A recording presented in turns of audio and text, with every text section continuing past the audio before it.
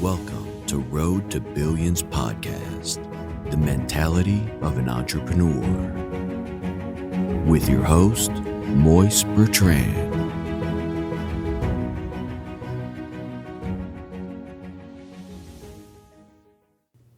Hey, what's up, everybody? It is your host, Moise Bertrand, the Road to Billions podcast. I appreciate you guys for listening and tuning in and actually coming on my YouTube channel. If you're here today, you're actually subscribing. I will hope you will be a subscriber.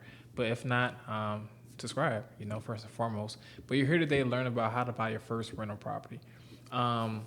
We constantly talk about every time when you're doing new things in life, it could be scary.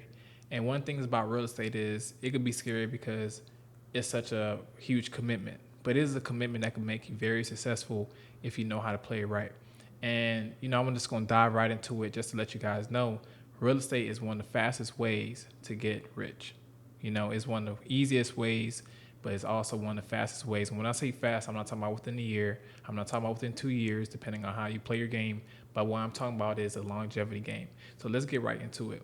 So when you're buying real estate, you guys, first and foremost, I want you guys to make sure you actually know what you're getting into real estate for. Are you going to be a wholesaler? Are you going to be a fix and flipper? Are you going to do long-term rentals? Figure out what you want to do. Once you know your why, and once you figure out, okay, cool, what market you're going to invest into, if you're going to invest in your city, if you're going to be an outside state investor, you always want to make sure that you know the market between, the closest way, the closest area to you, up until the furthest area out in the city. And the reason I want to say you want to know the areas within the city you're investing in is because it's going to play a huge part in the value of your property within a few years. So make sure you invest right, because if you buy right, you won't have to sell. You feel me? So when you're actually looking to invest in real estate, like I mentioned before, look to see and determine if the area you're investing in will be very beneficial to you. If it's the property values have been going up over the last couple of years, if you notice gentrification, if you notice a lot of development taking place, be sure to quote all these things and actually look forward to your property actually taking some of the hit from the gentrification going on. And when I say hit, I'm in a good way. So a lot of people, they may say, okay, Moise, I know where I'm investing at. I know what I want to do. What's next after that? So your best bet is to know what your personal financial situation is. If you have good credit, if you have money saved up, figure out exactly what is it that you have that can allow you to buy the property. When you're buying this property, either you're buying it through your personal or through your LLC. If you're buying it through your personal, you will have to supply W-2s and taxes. Sorry about that. And also, they may ask you for verification of work employment. If you're doing it through LLC, if you checked out my last video, it pretty much just talks about how you could buy the real estate through your LLC through different documentations. So you just got to know what you want to get into and what's beneficial for you in capital wise. Down the road, when you are buying this real estate, I would recommend, at least if you're trying to take advantage of the government programs like FHA or USDA, or if you're a veteran and stuff like that, you want to make sure you take advantage of these programs, because these programs are going to allow you to actually increase your wealth and net worth. So, for example, for the FHA, it's 3.5% down. On $100,000, that's what $3,500 down. On a $100,000 house, 6 figures instantaneously. You have literally as a net worth and as an asset that you're now able to control with just $3,500. If you was buying it with an LLC, it probably would have been a lot more higher. But the fact of the matter is, you know exactly why you bought that property, whether it was an investment property for yourself or was it a personal stay. You always want to make sure that the value of your property would be going up every year. That's based off you buying right, So that's the biggest thing. Buy right, because you want to refinance, you want to pull some equity out down the line. And of course, you just want to know what exactly you're doing for yourself that's going to set you up in the longevity in a few years. So buying right is the biggest thing. When you're buying this property, guys, it's okay if the property looks distressed. It's okay if the property doesn't look all fancy and clean. That's you as an investor to come in and fix it up and create that value. So many times I took them on drive-throughs and ride-alongs. They're like, man, that property gate broken. The house got a hole in it.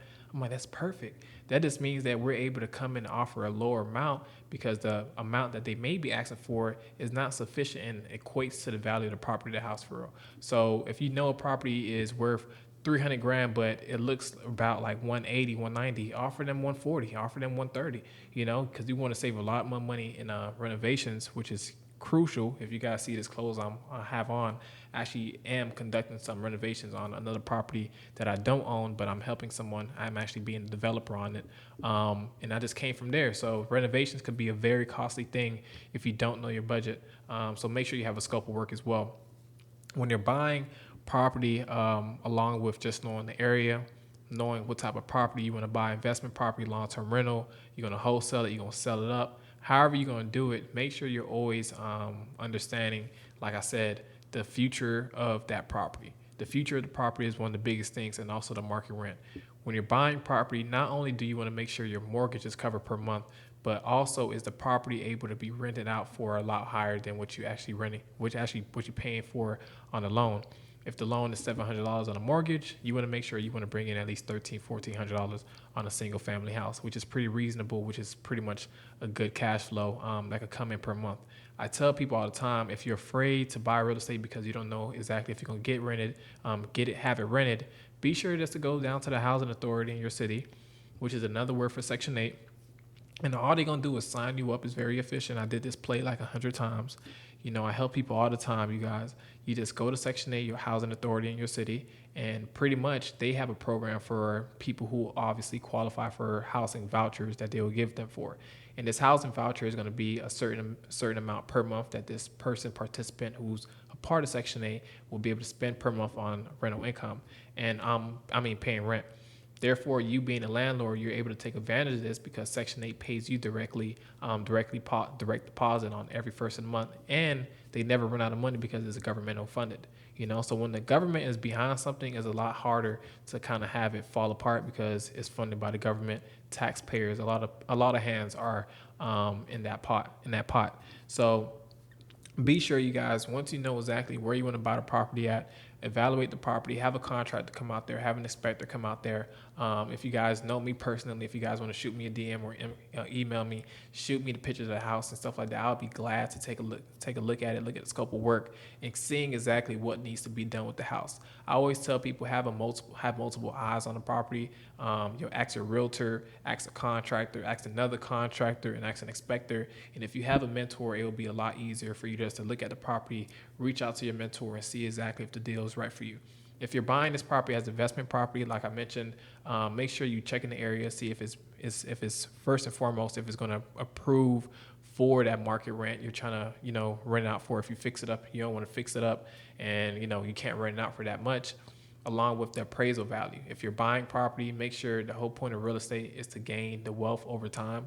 So you buying property in an area that's not appreciating because it may not have a lot of movement in the area is a total no. You feel me? You don't want to buy just because it's cheap. You want to buy because it makes sense. So as you guys go along the real estate journey, be sure to have your credit up and running. Be sure to also have some money saved up. If you don't have your credit, it's okay to co-sign. We're not perfect. We're not going to sit here and act like everybody here is perfect. Everybody has something that they could or cannot do. You feel me? So credit, it could be is one of the biggest factors. Money, of course, and also payment history on your last couple of years. W-2s, income tax statements, and any bank statements they may ask for qualifications. So you buying investment property, make sure you have someone you actually trust who's looking at the property, not a contractor that's found on Google, and ask them how much he'll charge you for. Find somebody who already is an investor in the area, or if you don't, just reach out to some investors, see if they have some handyman in the area. But your best bet is to also talk to the realtor and some realtors for them to refer you to people who are in the area who's actually doing work on cleaners, windows guys, electricians, all these guys, because if you go to a real company, they may go charge you outrageous prices, and then boom, you all over the place on your budget. So you want to make sure you get some handyman prices if you want to go that route. It's very affordable, it's very investor friendly, but it's also keeping you on your toes, because if something happens and you're not there in the city, out of state investor, like I mentioned, you want to have somebody you're reliable on, who's dependent, who actually could do the work on time. So that's pretty much a quick little rundown about how to buy your investment property. Be sure, you guys, to check out my other videos as well about how to buy property through your LLC. Like I said, you guys, this podcast, this YouTube channel is for entrepreneurs. It's for those who want to go ahead and take their steps of life to the next level. You know, you want to do things that you've never been able to do and you're afraid to do. Come on to this podcast. Come on to this channel. Subscribe. And I'm just going to be dropping gems for you guys. Once again, I appreciate you guys for listening to Road to Billions podcast. It's been an amazing journey. You guys stay tuned and subscribe.